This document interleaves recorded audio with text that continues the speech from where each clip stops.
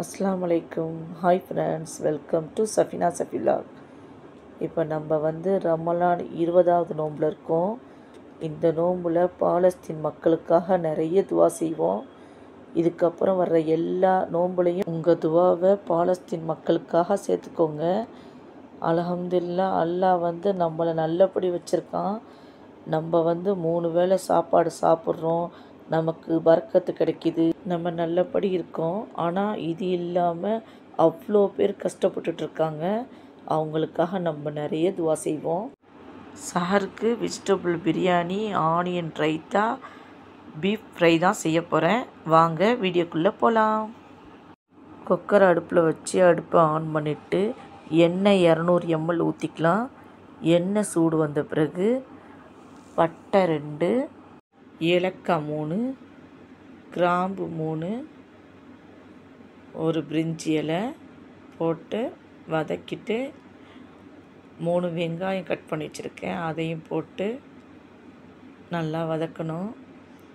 வெங்காயத்தை வதக்கும்போது 1 ஸ்பூன் உப்பு போட்டு வதக்கினா சீக்கிரம் வெங்காயம் வதங்கிடும். அடுத்து இஞ்சி பூண்டு பேஸ்ட்டு 1 ஸ்பூன் போட்டு அதையும் நல்லா வதக்கணும். மஞ்சத்தூள் 1/2 டீஸ்பூன், மிளகாய்த்தூள் 1 ஸ்பூன், ஜீரகத்தூள் 1 ஸ்பூன், மசாலாத்தூள் 1 ஸ்பூன் போட்டு நல்லா வதக்கணும். அடுத்து 2 பச்சை மிளகாய் கட் பண்ணி வச்சுருக்கேன், அதையும் போட்டு 2 தக்காளி கட் பண்ணி வச்சுருக்கேன், அதையும் போட்டு நல்லா வதக்கிக்கலாம். கேரட் 1 கப், உருளைக்கிழங்கு 1 கப், பீன்ஸ் 1 கப், பச்சை பட்டாணி 1 கப் போட்டு நல்லா வதக்கணும். எண்ணெயிலேயே ஒரு 10 நிமிஷத்துக்கு வதக்கிக்கிட்டே இருக்கணும். தேங்காய் அரைச்சி வச்சுருக்கேன், 1/2 கப் போட்டுக்கலாம். போட்டு நல்லா மிக்ஸ் பண்ணி விட்டுட்டு அரைப்படி அரிசி எடுத்துருக்கேன், அதுக்கு 1 படி தண்ணி ஊற்றிக்கலாம். ஊற்றி நல்லா கலந்து விட்டுட்டு 1 ஸ்பூன் உப்பு போட்டு மல்லிப்பொடி நான் கொஞ்சம் கட் பண்ணி வச்சுருக்கேன், அதையும் போட்டுக்கலாம். போட்டு நல்லா மிக்ஸ் பண்ணி விட்டுட்டு அரிசியை சுத்தமாக கழுவிட்டு எடுத்து வச்சுருக்கேன், அதையும் போட்டுக்கலாம். எல்லா அரிசியும் போட்டுட்டு நல்லா கலந்து விட்டு மூடி போட்டு வேக வச்சிடலாம். 2 சவுண்டு வந்தோடனே அடுப்பை ஆஃப் பண்ணிவிட்டு ஓப்பன் பண்ணி பார்த்தா சூப்பரான வெஜிடபிள் பிரியாணி செம்மையாக ரெடி ஆகிடுச்சு. அவ்வளோதான், பிளேட்டில் எடுத்து வச்சுக்கலாம். 10 நிமிஷத்தில் வெஜிடபிள் பிரியாணி சூப்பராக ரெடி ஆகிடுச்சு. வெஜிடபிள் பிரியாணி செஞ்ச பிறகு அடுத்து ஆனியன் ரைத்தா செஞ்சுட்டு கறியை ஃப்ரை பண்ணிவிட்டு சஹருக்கு சாப்பாடெலாம் எடுத்து வச்சுட்டு இருந்தேன். இன்றைக்கி நம்ம வீட்டில் சஹருக்கு என்ன சாப்பாடுன்னு பார்க்கலாம். சுட சுட vegetable biryani, onion raita, beef fry, இது தான் இன்றைக்கி எங்கள் வீட்டு சஹர் சாப்பாடு. அல்ஹம்துலில்லாஹ், சாப்பிட்டு முடித்தோம். சாப்பாடு சூப்பராக இருந்துச்சு. டீ குடிச்சிட்டு பழம் சாப்பிட்டுட்டு நியத் வச்சோம். இஃப்தாருக்கு பீக்கங்காய் பொடி தான் செய்ய போகிறேன். இதுக்கு தேவையான பொருட்கள் பார்க்கலாம். பீக்கங்காய் 1 கிலோ, சின்ன வெங்காயம் 1/2 கிலோ, பச்சரிசி மாவு 1 படி, தேங்காய் 1, முட்டை 2, 1/4 லிட்ரு எண்ணெய். இதுதான் தேவையான பொருட்கள். ஃபஸ்ட்டு பீக்கங்காவை எடுத்து கட் பண்ணிவிட்டு நம்ம தோல் எடுத்துக்கலாம். இதே மாதிரி கட் பண்ணிவிட்டு லைட்டாக இதே மாதிரி தோல் எடுத்துங்க. எல்லா பீக்கங்காவையும் இதே மாதிரி தோல் எடுத்துட்டு கழுவிக்கலாம். இப்போ கழுவி வச்சுருக்கேன். இப்போ கட் பண்ணுற பாருங்கள். இதை 4ஆக கட் பண்ணி இதை மாதிரி சின்ன சின்ன பீஸாக கட் பண்ணிங்க. இப்போ நான் எப்படி செய்கிறேன்னு பார்த்துட்டு அதே மாதிரி கட் பண்ணிங்க. இந்த அளவுக்கு தான் பீக்கங்காவை கட் பண்ணணும். எல்லா பீக்கங்காவையும் இதே மாதிரி கட் பண்ணி வச்சுக்கலாம். சின்ன வெங்காயத்தை தோல் எடுத்துகிட்டு சுத்தமாக கழுவிட்டு எடுத்து வச்சுருக்கேன். இப்போ நான் கட் பண்ணுற மாதிரி இதே மாதிரி வெங்காயத்தையும் சின்ன வெங்காயத்தையும் கட் பண்ணி வச்சுருங்க. எல்லாத்தையும் இதே மாதிரி கட் பண்ணி வச்சுக்கணும். பச்சை மிளகா 4 எடுத்து வச்சுருக்கேன், அதையும் சின்ன சின்ன பீஸாக கட் பண்ணி வச்சுங்க. இப்போ எல்லா வெங்காயத்தையும் இதே மாதிரி கட் பண்ணி வச்சுக்கணும். வச்சுட்டு இது ஒரு பக்கம் இருக்கட்டும். அடுத்து மிக்ஸி ஜார் எடுத்து தேங்காவை சின்ன சின்ன பீஸாக கட் பண்ணி வச்சுருக்கேன், அதை மிக்சியில் போட்டு கொஞ்சம் தண்ணி ஊற்றி பால் எடுத்துக்கலாம். இப்போது மிக்சியில் போட்டுக்கலாம். போட்டு நல்லா அரைச்சிக்கணும். அரைச்சிட்டு ஃபஸ்ட்டு பால் திக்காக எடுத்து வச்சுக்கலாம். இதை அப்படியே வடிகட்டிக்கலாம். வடிகட்டிட்டு நல்லா திக்கான பாலாக கொஞ்சம் எடுத்து வச்சுக்கலாம். எடுத்து வச்சுட்டு அடுத்த பால் கொஞ்சம் எடுத்து வச்சுக்கணும். மறுபடியும் மிக்சியில் போட்டு அடுத்து தண்ணி பால் எடுத்து வச்சுக்கலாம். இது திக்கான பால், அடுத்து இது தண்ணி பால், ரெண்டையுமே எடுத்து வச்சுக்கணும். எல்லா பீக்கங்காவையும் கட் பண்ணி வச்சுட்டேன், சின்ன வெங்காயத்தையும் கட் பண்ணி வச்சுட்டேன். இப்போ அடுத்து இறால் கொஞ்சம் எடுத்து சுத்தமாக கழுவிட்டு எடுத்து வச்சுருக்கேன். இதை ஒரு பாத்திரத்தை அடுப்பில் வச்சு அடுப்பை ஆன் பண்ணிவிட்டு இந்த இறாலை போட்டுக்கலாம். போட்டு வறுத்துக்கணும்.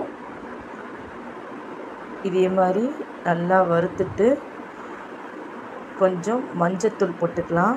1/2 டீஸ்பூன் போட்டு நல்லா வறுத்துக்கலாம். இந்தளவுக்கு இப்போ இறாலை நல்லா வறுத்தாச்சு. இப்போ அடுப்பை ஆஃப் பண்ணிடலாம். இது ஒரு பக்கம் இருக்கட்டும். ஒரு பெரிய பாத்திரம் எடுத்து நம்ம பீக்கங்காய் அறுத்து வச்சுருந்தோம்ல அதை போட்டுக்கலாம். அடுத்து சின்ன வெங்காயத்தையும் போட்டுக்கலாம். போட்டு இஞ்சி பூண்டு 1 ஸ்பூன் போட்டு, உப்பு 2 ஸ்பூன், மஞ்சத்தூள் 1/2 டீஸ்பூன், மசாலாத்தூள் 2 ஸ்பூன் போட்டு தண்ணி ஊற்றிக்கலாம். தண்ணி 2 லிட்டர் தண்ணி ஊற்றிக்கலாம். ஊற்றிட்டு பீக்கங்காவை அடுப்பில் வச்சிடலாம். அடுப்பில் வச்சுட்டு அடுப்பை ஆன் பண்ணிவிட்டு மூடியை போட்டு வேக வச்சிடலாம். இது ஒரு பக்கம் வெந்துக்கிட்டு இருக்கட்டும். அடுத்து நம்ம மாவு பிசைகிறதுக்கு ரெடி பண்ணிடலாம். சின்ன பாத்திரம் எடுத்து அடுப்பை ஆன் பண்ணிவிட்டு 1/4 லிட்டர் எண்ணெயை ஊற்றி சூடு காட்டிக்கலாம். எண்ணெய் சூடு வந்த பிறகு அடுப்பை ஆஃப் பண்ணிடலாம். ஒரு பெரிய பாத்திரம் எடுத்து அதில் மாவை போட்டுக்கலாம். ஒரு படி பச்சரிசி மாவை போட்டுக்கணும். போட்டுட்டு பெருஞ்சீரகத்தூள் 1 ஸ்பூன் போட்டுக்கலாம். உப்பு 1 ஸ்பூன் போட்டுக்கலாம். போட்டு நம்ம எண்ணெய் காய்ச்சி வச்சுருந்தோம்ல அதை ஊற்றிக்கலாம். எல்லா எண்ணெயும் ஊற்றி நல்லா மிக்ஸ் பண்ணி விட்டுக்கலாம். ஒரு ஆப் எடுத்து நல்லா மிக்ஸ் பண்ணிங்க. கை போட்டுறாதீங்க, சூடாக இருக்கும். எண்ணெய் சூடாக இருக்கிறதுனால கை போட்டுறக்கூடாது. இந்த மாதிரி ஒரு ஆப் எடுத்து நல்லா மிக்ஸ் பண்ணி விட்டுங்க. கை விடாமல் நல்லா நம்ம மிக்ஸ் பண்ணிக்கிட்டே இருக்கணும். பாருங்கள், இப்போ பாருங்கள், சூப்பராக மாவு சூப்பராக ரெடி ஆகிடுச்சு. இப்போ 2 முட்டையை உடச்சி ஊற்றிக்கலாம். ஊற்றிட்டு கையால் நல்லா மிக்ஸ் பண்ணி விடுங்க. முட்டையை வந்து மாவோடு சேர்ந்து நல்லா மிக்ஸ் பண்ணி விடணும். இப்போ பாருங்கள், நான் எப்படி செய்கிறேன்னு அதே மாதிரி நல்லா மிக்ஸ் பண்ணிங்க. இப்போது தேங்காய் பால் எடுத்து வச்சுருந்தோம்ல அதை இந்த மாவில் ஊற்றிக்கலாம். திக்கான தேங்காய் பாலில் பாதி ஊற்றிக்கலாம், பாதியை எடுத்து வச்சுக்கலாம். ஒரு பக்கம் இருக்கட்டும். அது இப்போ பாதி திக்கான தேங்காய் பாலை ஊற்றிருக்கேன். இருந்தாலும் தண்ணி பாலும் ஊற்றிக்கணும். இப்போ தண்ணி பால் மறுபடியும் ஊற்றுறேன். ஊற்றி இது நல்லா மாவு பிசையணும். இப்போ பாருங்கள், நல்லா திக்காயிடுச்சு. இந்தளவுக்கு திக்காக வச்சுக்கணும். இப்போ மாவு பிசைஞ்சாச்சு. இந்த மாவை 3ஆக பிரித்து எடுத்துக்கணும். இப்போ பாருங்கள், இந்தளவுக்கு நான் இப்போ 3ஆக பிரித்து எடுத்து வச்சுருக்கேன். மாவை வந்து இப்போ 3ஆக பிரித்து வச்சாச்சுல. இப்போ இந்த மாவு வந்து 2 உருண்டையை இப்போ கொலக்கட்டை பிடிக்கணும். பீக்கங்காய் வெந்திருக்கான்னு நம்ம மூடியை ஓப்பன் பண்ணி பார்க்கலாம். நல்லா கொதி வந்துருச்சு. இப்போ நம்ம இறால் வறுத்து வச்சுருந்தோம்ல அதை போட்டுக்கலாம். போட்டு நல்லா மிக்ஸ் பண்ணி விட்டுக்கலாம். நல்லா மிக்ஸ் பண்ணி விட்டுட்டு மறுபடிக்கும் மூடி போட்டு வேக வச்சிடலாம். இப்போ நம்ம கொலக்கட்டை பிடிக்க ஆரம்பிச்சிடலாம். இந்தளவுக்கு கொஞ்சமாக மாவு எடுத்து இந்தளவுக்கு கொலக்கட்டை பிடிக்கணும். இதே மாதிரி எல்லா மாவையும் கொலக்கட்டை பிடிச்சி வச்சுக்கணும். 2 உருண்டை மாவையும் இதே மாதிரி கொலக்கட்டை பிடிச்சி வச்சுக்கணும். எப்படி செஞ்சு வச்சுருக்கேன் பாருங்கள். இதே மாதிரி ஒரு மரவை எடுத்து கொலக்கட்டையை பிடிச்சி வச்சுக்கலாம். அடுப்பை சிம்மில் வச்சுட்டு இப்போ நம்ம பீக்கங்காயில் கொலக்கட்டையை போட ஆரம்பிச்சிடலாம். 2 இதே மாதிரி மெதுவாக போடுங்க. 2 எல்லா கொலக்கட்டையும் போட்டுட்டு கொலக்கட்டை போடும்போது எல்லா பக்கம் படுற மாதிரி போடுங்க. ஒரு பக்கமாக போடாதீங்க. இது கொஞ்சம் நேரம் வேகட்டும். ஒரு உருண்டை மாவு எடுத்து வச்சுருந்தோம்ல அந்த மாவில் நம்ம திக்கான பால் கொஞ்சம் எடுத்து வச்சுருந்தோம்ல அதை ஊற்றி நல்லா இந்த மாதிரி மாவை கரைச்சிக்கணும். இப்போ மாவையும் தேங்காய் பாலையும் வச்சு கரைக்கிறேன் பாருங்கள். இந்தளவுக்கு நல்லா அந்த மாவை கரைச்சி வச்சுக்கணும். இப்போ மாவை நல்லா கரைச்சி வச்சாச்சு. இப்போ மூடியை ஓப்பன் பண்ணி கொலக்கட்டை வெந்திருக்கான்னு பார்த்துக்கலாம். இப்போ தான் லைட்டாக மிக்ஸ் பண்ணி விடணும். லைட்டாக மிக்ஸ் பண்ணி விட்டுட்டு கொழுக்கட்டை வெந்திருக்காண்டு ஒரு கொழுக்கட்டை எடுத்து பார்த்துட்டு நல்லா வெந்திருக்கு. இப்போ நம்ம கரைச்சி வச்ச மாவை ஊற்றிக்கலாம்.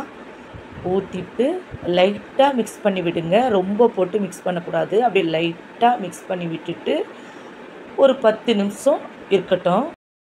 இப்போ பாருங்கள், மாவு ஊற்றின உடனே நல்லா திக்காயிடுச்சு. அப்படியே லைட்டாக மிக்ஸ் பண்ணி விட்டுக்கலாம். பீர்க்கங்காய் பொடி சூப்பராக ரெடி ஆகிடுச்சு. இப்போ அடுத்து சின்ன பாத்திரம் எடுத்து 1/4 லிட்டர் எண்ணெய் ஊற்றிக்கலாம்.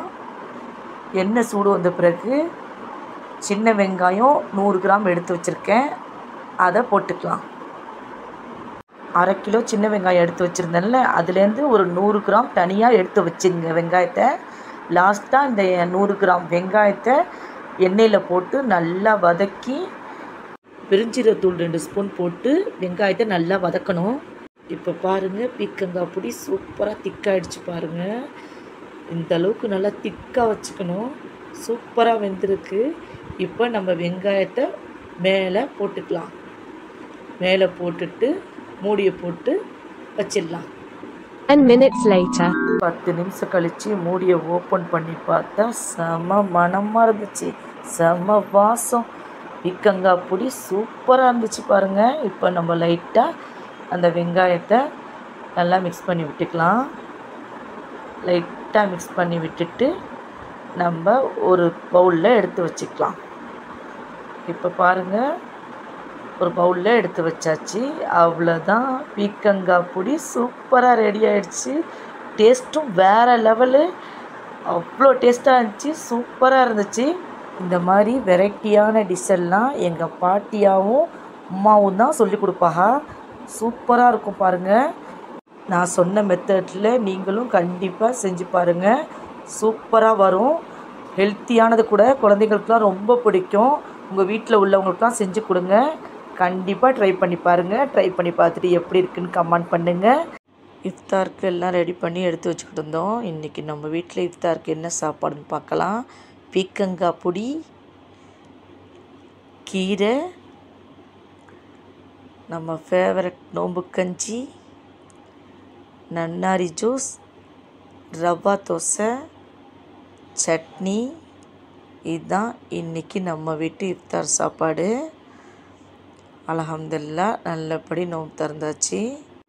ரவா தோசை கடையில் வாங்கிட்டேன். உங்கள் வீட்டில் நோம்பு திறக்க என்ன சாப்பாடுன்னு கமெண்ட் பண்ணுங்கள். இந்த வீடியோ பிடிச்சிருந்தா சஃபினா சஃபிலாக் லைக் பண்ணுங்கள், ஷேர் பண்ணுங்கள், சப்ஸ்கிரைப் பண்ணுங்கள். உங்கள் ஃபேமிலி அண்டு ஃப்ரெண்ட்ஸுக்கும் ஷேர் பண்ணுங்கள். தேங்க்ஸ் ஃபார் வாட்சிங்.